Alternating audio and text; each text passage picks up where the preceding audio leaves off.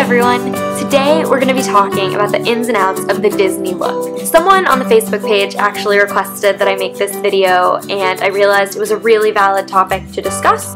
I know the Disney look causes a lot of confusion for some people, and it leaves a lot of people wondering what is and isn't okay and when they should and shouldn't be in Disney look, or when they should and shouldn't be wearing professional attire. Note, professional attire and the Disney look are not the same thing. Just because you're in Disney look doesn't mean you're wearing professional attire. Sometimes you'll be costumed Disney look and sometimes you'll be professional attire Disney look. They're two different things. We'll go over that. So the Disney look is a set of guidelines for your personal appearance. It ensures a classic traditional look that properly represents the company. You have to remember, while you're working at the Walt Disney World Resort, you are representing one of the most family-friendly, respectable companies in the whole world. It's a big deal.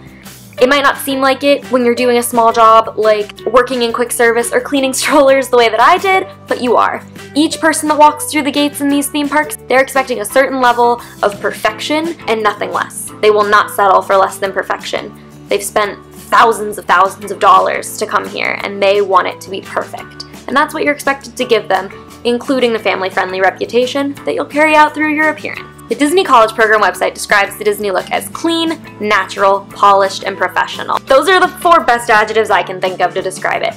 Basically, you just have to look like you're going to church with your grandparents. That's basically what it is. Now I want to go through head to toe and talk about how the Disney look is going to affect your appearance while you're a cast member. So, let's start with the hair. For both guys and girls, hair must be classic and neat. Girls, when you're at work, your hair needs to be in a classic style.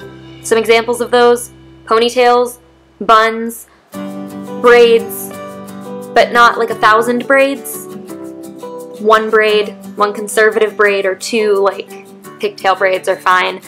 A nice conservative look. Or you can have it down like my hair is now, except see where my bangs are? Don't do that. Your bangs need to be clipped back, not in your face. You want to make sure that all your guests can see your lovely, happy, smiling Disney face. So make sure your bangs are not hanging down in your face. Guys, your hair also has to be neat and classic, like I said. Your hair cannot cover your ears or go below your collar. It has to be fairly short, well styled, no crazy like 90s NSYNC spikes, none of that. As far as hair accessories go, girls, you can totally wear hair accessories, that's not a problem at all. They have to be conservative and they have to match your costume or whatever you're wearing if it's a professional attire day. Neutral colors are fine, blacks, bobby pins that are the color of your hair, things like that, they're all fine as long as they're neutral and not like crazy neon pink, because there are no costumes that I can think of that are crazy neon pink. So you shouldn't have things in your hair that are that color. Now that we're through the style portion of your hair, let's talk about color.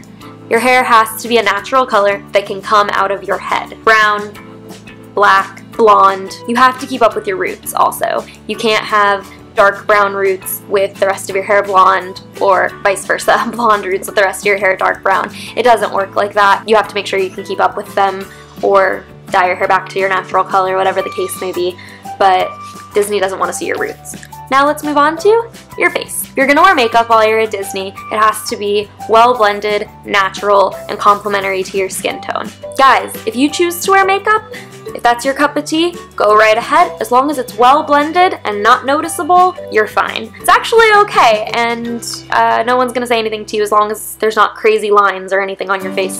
So just keep that in mind. No shimmery eyeshadow. I think my life ended when I heard those words. Your eyeshadow has to be neutral and it has to be plain.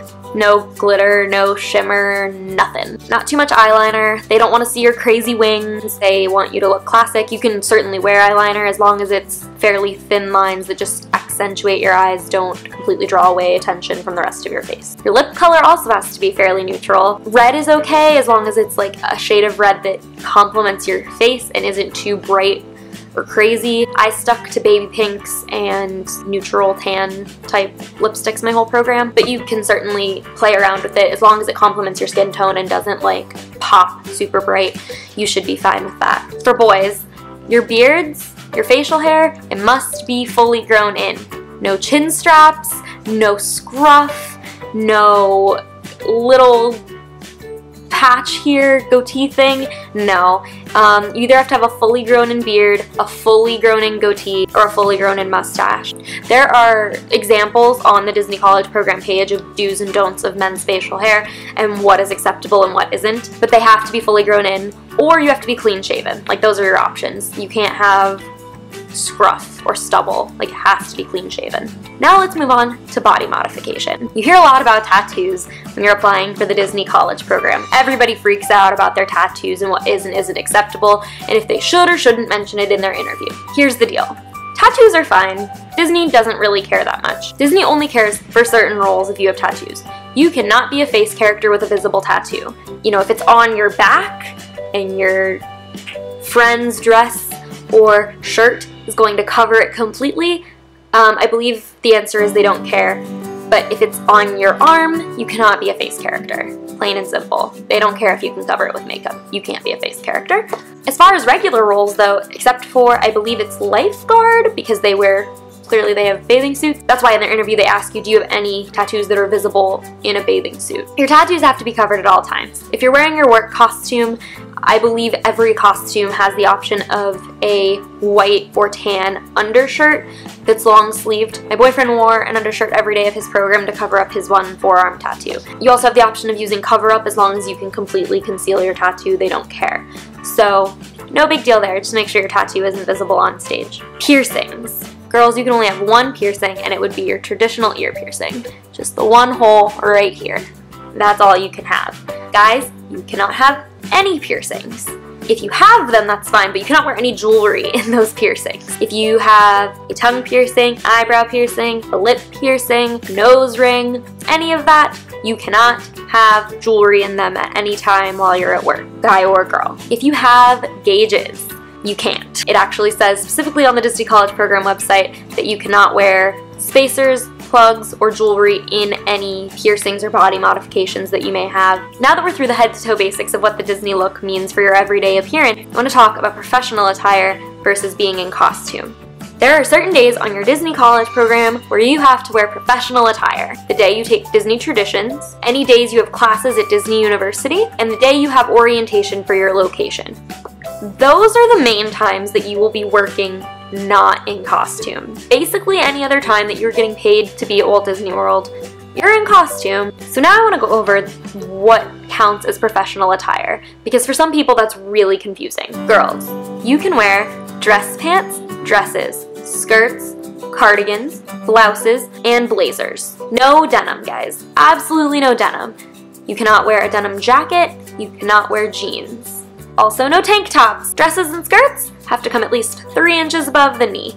Any shorter than that, and you are not in professional attire. You cannot wear anklets. No ankle bracelets ever, in costume or in professional attire. You're permitted 1 ring on each hand. It can be on any finger, they don't care which one, and wedding bands don't count. So if you're married, you can wear a wedding band, plus another ring on that hand, plus a ring on this hand. When you're in professional attire, your earrings can be 2 inches long. So if you want to wear dangle earrings, that's perfectly fine when you're in professional attire, as long as they're like not down to your shoulders. You can wear 2 necklaces and 2 bracelets as long as they're in good business taste and match your outfit. You can wear a wristwatch also in addition to those 2 bracelets. As far as shoes go, you can wear dress shoes or boots. They're allowed to have an open toe or an open heel, it doesn't matter. That does not mean cowboy boots or combat boots, like nice dress boots. If you want to wear tights, like pantyhose type tights, that's totally fine. They have to be in neutral, subdued tones. So either nude or black. I wore gray. Guys, you can wear dress pants or khakis or any other twill type pants as long as they're like not super wrinkly. Your shirt has to be tucked in. You wear a button down, a cardigan, a sweater, a blazer. You have all kinds of options.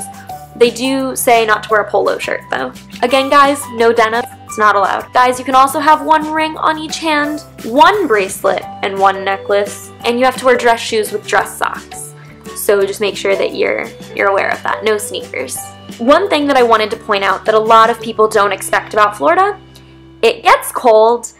You might think because you're from Minnesota or Oklahoma or somewhere where it actually snows that you're not going to be cold. One of my very best friends on this program was from Ohio. One of them was from Virginia, and I also had a good friend from Minnesota.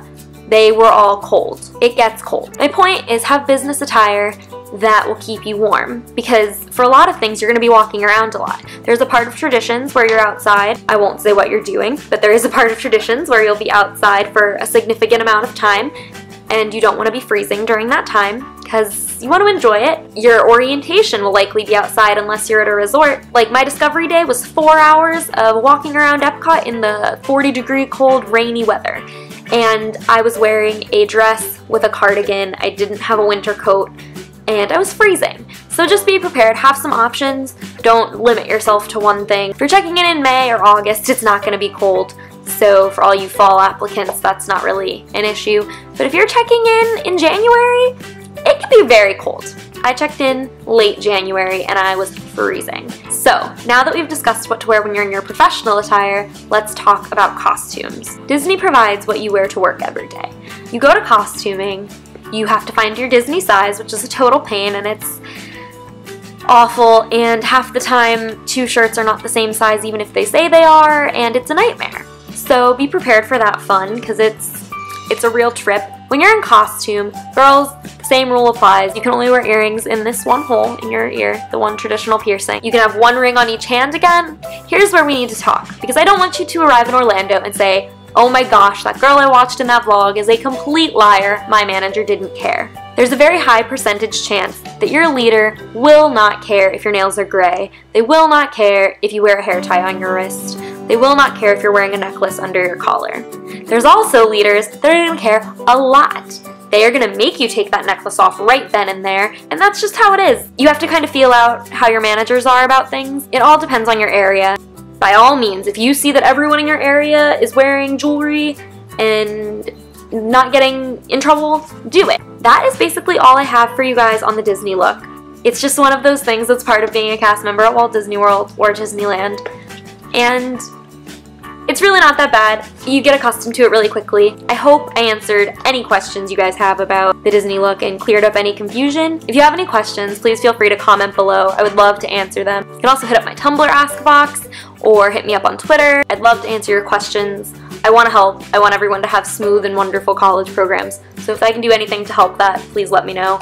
Also, if you guys have any suggestions of things that you would like me to make a video about, or questions completely unrelated to the Disney look that you just want an answer to, feel free to ask those also. If you enjoyed this video, please hit the thumbs up for me, and don't forget to subscribe to see more content like this. I'm going to be making a lot of videos about how to prepare for your college program, and I'm going to be making videos about my experience once I'm there. I'm also going to be making a video coming up soon about my experience with merchandise for all you future merch cast members out there. Thank you guys so much for watching, and I will see you next time. Have a magical day.